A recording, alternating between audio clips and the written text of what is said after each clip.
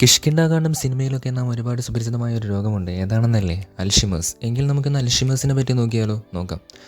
Alzheimer's എന്ന രോഗം ഒരു ദീർഘകാല ദിമാഗ് രോഗമാണ്. മാത്രവുമല്ല, ഇത് നമ്മുടെ സ്മരണ, ചിന്ത, തത്സമയമാകുന്ന പ്രവർത്തനങ്ങൾ എന്നിവയിൽ ദോഷം വരുത്തുന്നു.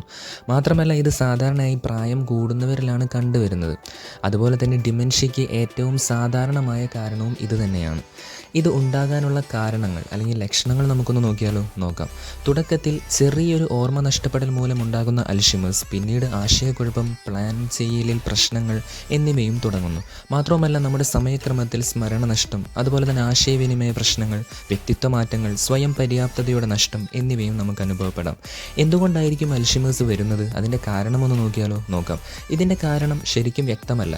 പക്ഷേ പ്രായം ചെല്ലുമ്പോഴുള്ള ജീനുകളുടെ വ്യത്യാസം, മാത്രമല്ല നമ്മുടെ ജീവിത ശൈലിയിലുള്ള വ്യത്യാസം, പരിസ്ഥിതി ഘടകങ്ങൾ എന്നിവയ്ക്കും ഇതിൽ പങ്കുണ്ട്.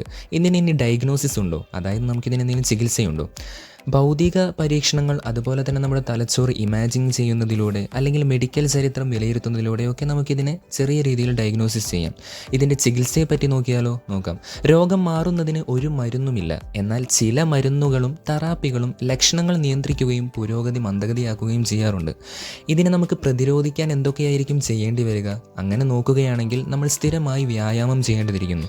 മാത്രവുമല്ല, സമതുലിതമാകുന്ന ഭക്ഷണം, മാനസിക ഉത്തേജനം, സാമൂഹിക ഇടപെടൽ തുടങ്ങിയവ ആരോഗ്യകരമായ രീതിയിൽ നമ്മൾ നടത്തണം.